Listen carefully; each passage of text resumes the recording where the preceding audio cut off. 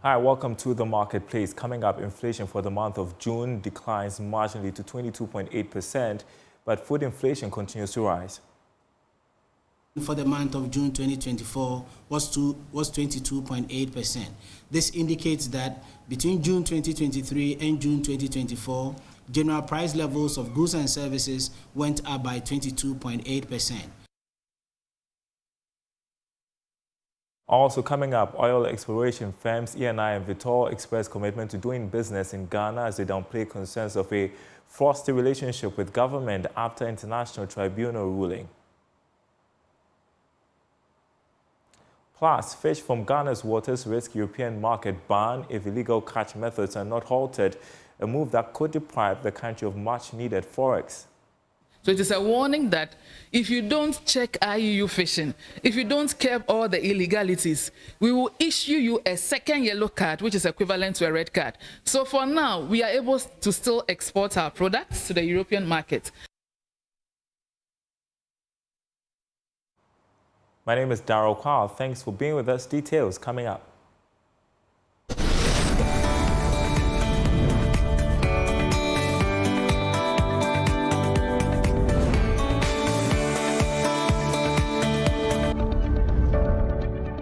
Well, thanks for staying with us, everyone. First off, inflation for the month of June has declined marginally to 22.8%. This represents a drop of 0.3 percentage points from that of the month of May, which was 23.1%. According to the Ghana Statistical Service, food inflation increased to 24%, while non-food inflation decreased to 21.6%. Here's government statistician Professor Samuel Kobneni. Consumer price index for the month of June 2024 was 226.4 relative to 184.4 that was recorded for the same time in June 2023. Consumer price index for June 2024 stood at 226.4 relative to 184.4. Based on these two indices, that is CPI for June 2023 and CPI for June 2024, rate of inflation for the month of June 2024 was 22.8%. Rate of inflation for the month of June 2024 was 22.8%. This indicates that between June 2023 and June 2024, general price levels of goods and services went up by 22.8%. Between June 2023 and June 2024, general price levels of goods and services went up by 22.8%. This signals a slowdown in a year-on-year inflation, as in May 2024 we recorded 23.1%, hence we've seen a slowdown of 0.3 percentage points from 23.1% to 22.8% for the month of June 2024. On a month-on-month basis, with a price index of 226.4 relative to 220.0, month-on-month inflation for the month of June 2024 was 2.9%. Between May 2024 and June 2024, prices of goods and services went up by 2.9%. The government statistician Professor Samuel Kobneni addressing the press a while ago. Turning to other news, oil firms ENI and Vitol have committed to staying in Ghana for business and continuing to develop the country's biggest gas project. It's coming after an international tribunal halted a push by the Ghana government to unitize the operations with other oil fields. Here's more in this report. The two oil firms in the statement noted that they value their relationship with Ghana and hope this award will rather help bring this dispute to a close. They also believe all the parties should now be focused on continued development of Ghana's oil and gas sector. The assurance from these firms follows an international ruling that sought to halt the full enforcement and the earlier directive by the Energy Ministry that they should work to unitize their oil fields with another local player, Springfield, which includes the Sankofa oil area. However, the two firms had issues with their approach, hence the need to seek redress from the court. The International Tribunal has concluded that the unitization directives were wrong and unlawful, and that Republic of Ghana's action breached Ghanaian law and the terms of their petroleum agreement. There are also concerns that the ruling could impact on fresh works on the oil area. However, based on the statement issued by the oil firms, it looks like they are committed to the oil project, which provides a chunk of the gas supply for industrial purposes as well as domestic consumption. Well, meanwhile, Ghana is set to spend almost $7 billion in the unitization case in Stockholm, Sweden. That's according to reports by British daily newspaper, The Financial Times. This came in the form of legal representation, administrative costs over the past 2 years relating to the arbitration. Government was able to avoid paying about $7 billion cost in damages demanded by the two oil firms. However, the court ruled that Ghana should pay $190,000 to take care of the claimant's arbitration costs. Joining me on Zoom is Dr. Yusuf Sulemana, who is an energy strategist, also CEO of energy consultancy firm Eureka Energy Solutions. Thanks so much for joining us here on the marketplace. And so just a bit of a background for the benefit of our viewers this afternoon, what this case is about. Yeah, thank you very much, Darrell, and good afternoon to you and your cherished listeners and viewers in Ghana and across the globe. Yeah, indeed, this case is all about unitization. And to let your viewers understand, those who may not understand what unitization means. Unitization is when we have fields, it could be close or it could be far away, that straddle. When we say straddle, it means they communicate.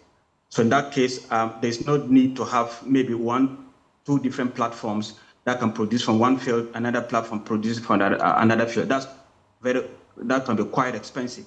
And in most jurisdictions, these fields they have to be unitized. Unitizing means that you use one platform to be able to produce from the 2 fields. And that I will tell you that it's not the first time we have unitization in Ghana.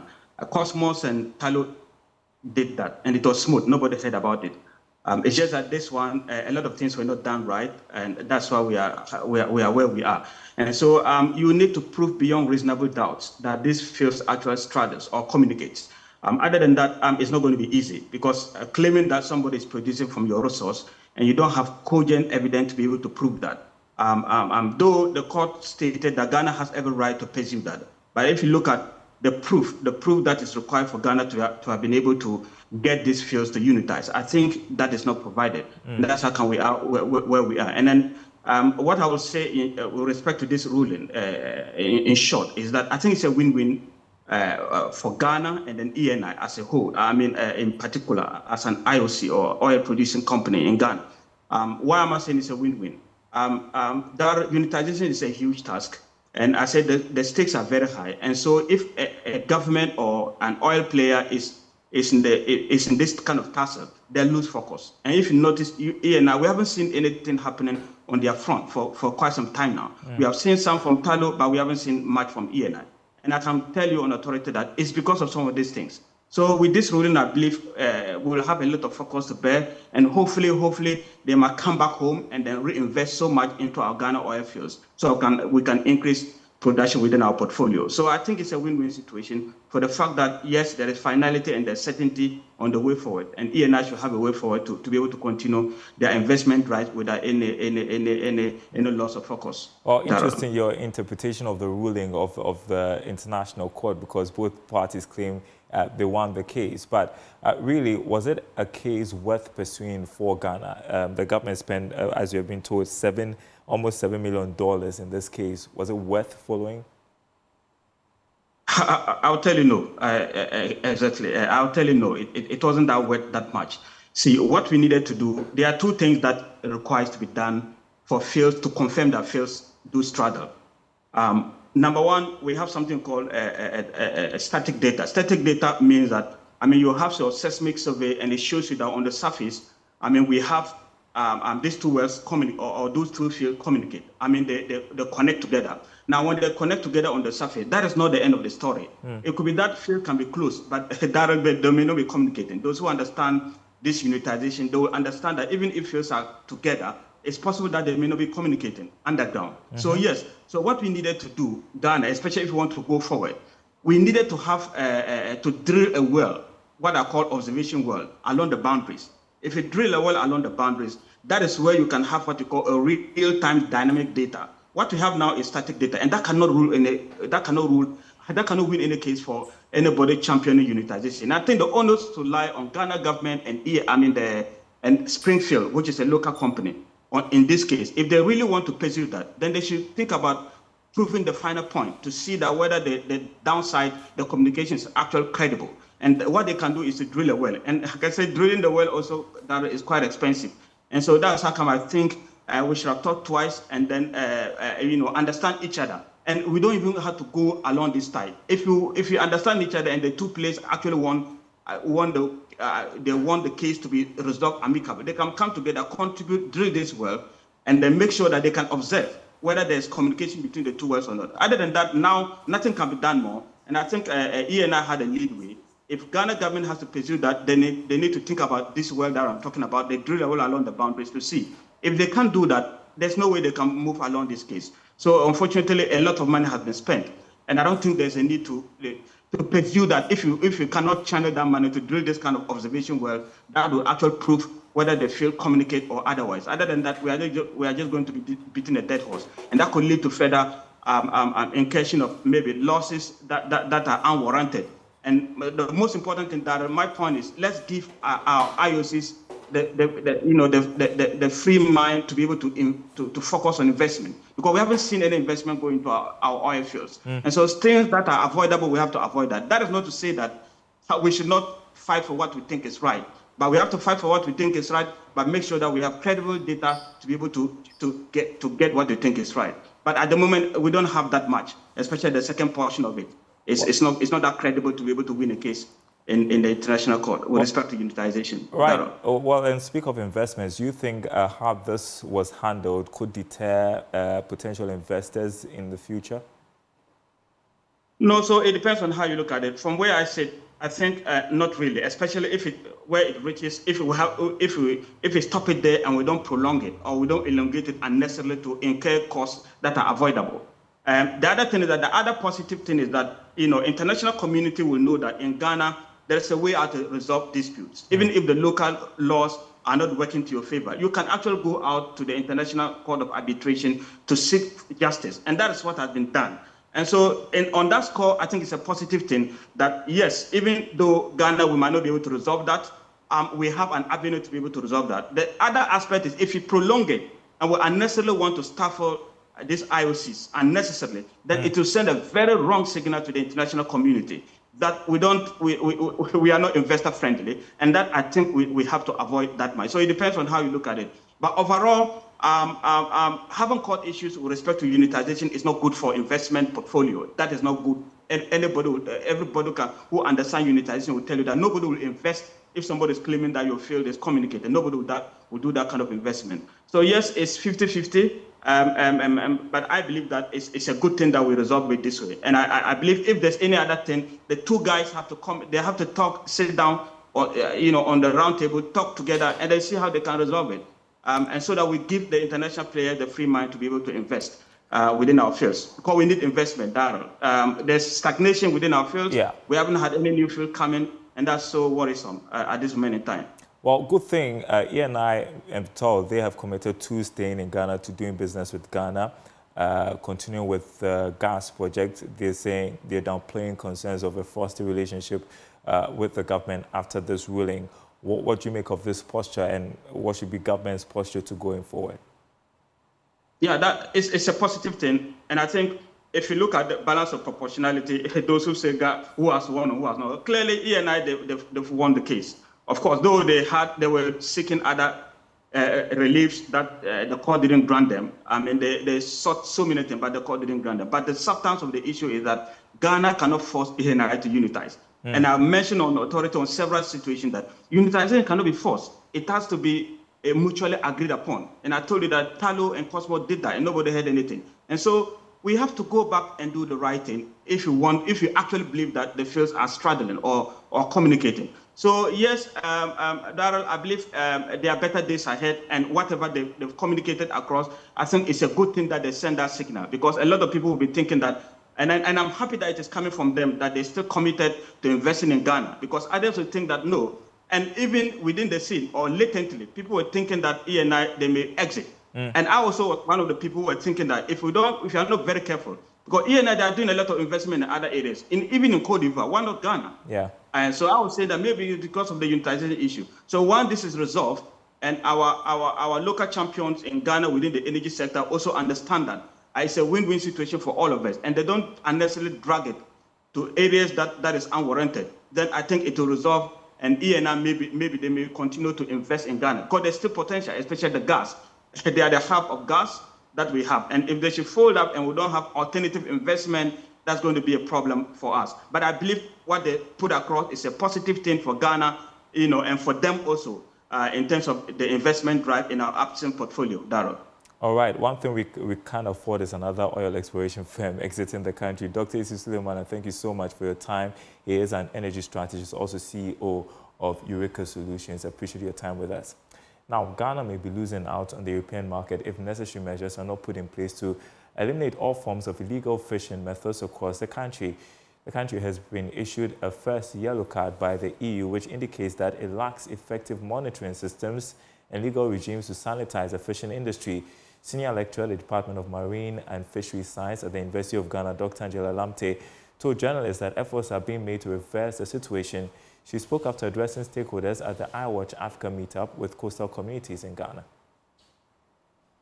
Is born out of an investigation conducted by the iWatch Africa team, which indicates that the country's fishing industry has been flooded with large-scale vessels belonging to politically exposed persons. According to the report, 32% of companies analyzed in Ghana's fisheries sector were either owned or controlled by politically exposed persons, with over 80% showing connections to Chinese ownership interests. Activities of these vessels have been without legal regime, hence attracting the tag from the EU. Senior lecturer, Department of Marine and Fisheries Science at the University of Ghana, Dr. Angela Lamte explains. The yellow card, it means that it's just like football. When a footballer engages in an infringement and you're giving yellow card, it is a warning. So it is a warning that if you don't check IUU fishing, if you don't curb all the illegalities, we will issue you a second yellow card, which is equivalent to a red card. So for now, we are able to still export our products to the European market.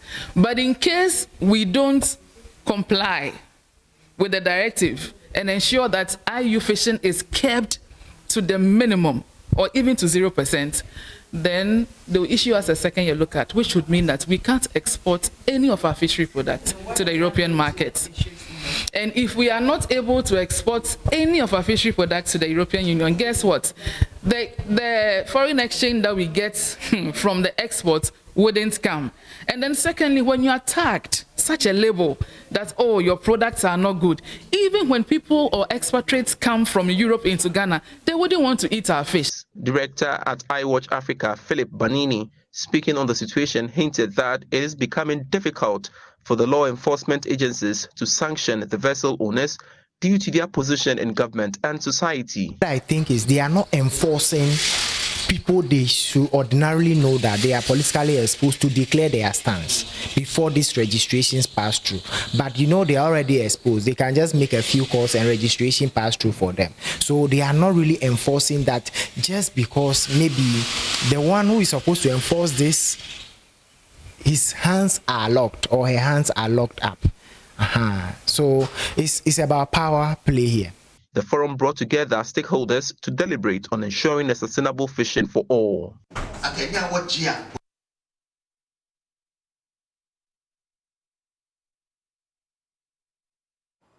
All right, it's time for Let's Talk Tech. So government has announced that it has received an official communication from Meta about the monetization of Meta's expanded features for content creators in Ghana. To talk a bit more about this and other tech headlines, I'm joined by lead for Eyes of Africa, Henry Kobler. Good afternoon to you, Henry. So we got ahead of this a couple of weeks ago, and now it is official. How significant is this for content creators in Ghana?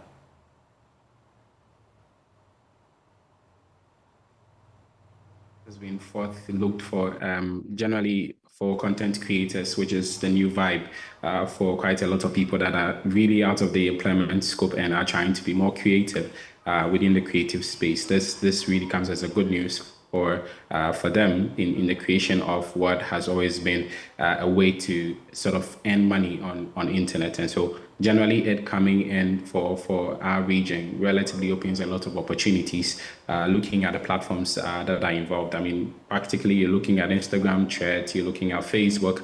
And so if you're looking at these platforms and being able to create content for them and earn some level of revenue, I think that it comes in as a bigger way for us to sort of achieve and directly be able to connect these into the bank accounts of quite a lot of people that are creating this content. So it's sort of a good news.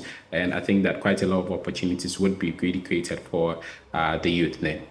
Yeah, to speak about opportunities, let's talk a bit more about the economic opportunities this creates for content creators and for the country as well. I mean, if you looked at the creative space and the movie industry, you would realize that almost all the Kumowood actors are relatively trained up to creating content and being able to put them on YouTube, which basically has been the fundamental basics of most of their content and being able to generate some level of revenue from it. And so being able to put it on multi-platforms relatively gives a big of hint to almost all the audience that really would accustom to almost all the platforms. And so being able to have some level of funding coming from Instagram and same from Facebook, and then again from YouTube, really gives you a wider audience scope to be able to reach and also to be able to create more valuable content. Again, Meta is basically going to have to do a lot of compliance into the content that you're sort of going to put out there. And again, the user experience in the content that is going to be out there, and also to be able to keep hate speech, insults, and all of that. I think that generally it sanitizes the scope where creativity now comes to be at play, and that gives some level of reverence to what is put out there and how much you're going to be able to reverence in terms of revenue. And so I think that it gives people that prowess to be able to put in some level of investment because it's really costly to also buy these cameras and to be able to create these content spaces. And I think the government really would have to play a bigger role here now that the opportunities are much with these platforms to be able to create the spaces and the locations for content creators to be able to benefit and harness on the opportunities to create their content. All right. In other headlines, we are getting indication of how much popular musician Shatta Wale invested in his ride-hailing platform, Shazi. Tell us about it. So Shatta is basically mentioning 2.2 million. Relatively, he didn't give too much details, but I'd mentioned that much of that funding had gone into the development of the application and its deployment, which seems a bit more for me if you have to look at that. Again, I think that marketing really takes a chunk of such platforms and being able to be out there. And I think that in its entirety, he's been the marketing point for this platform. And so I'm wondering how much he sort of declared in terms of this and how much he's actually throwing out there into the ride application hailing service itself. Generally, it costs so much to put out these applications and run, especially when you have to be out there. But I guess that he was running within Accra, and so marketing prospects would just be within Accra. But for 2.2 million, I'm yet to really see its impact in how he's basically making some level of revenue from the ride-hailing services that he sort of provided. Right. Yeah, 30 seconds, because I was just wondering what's the potential and can it be a game changer in this highly competitive market of ride-hailing? It needs something different. I mean, there has to be something that is triggering it. I mean, all the ride-hailing services I've seen come into the play, every one of them is sort of innovating, having to add something different. And so if it's just the ride-hailing service, I don't think that it's really going to be that big competition just because he has a face to it and he has some level of funds. I don't think that it works that way. He basically has to add something else that is going to be more innovative, probably make it easier for people to have the platform. All right, Henry Kobler, lead Eyes of Africa. Great to speak with you on the marketplace. That's our program, everyone. Thanks for watching. More news on our website, myjoyonline.com/business. The day's latest story over there. Thanks for watching. We'll be back same time tomorrow.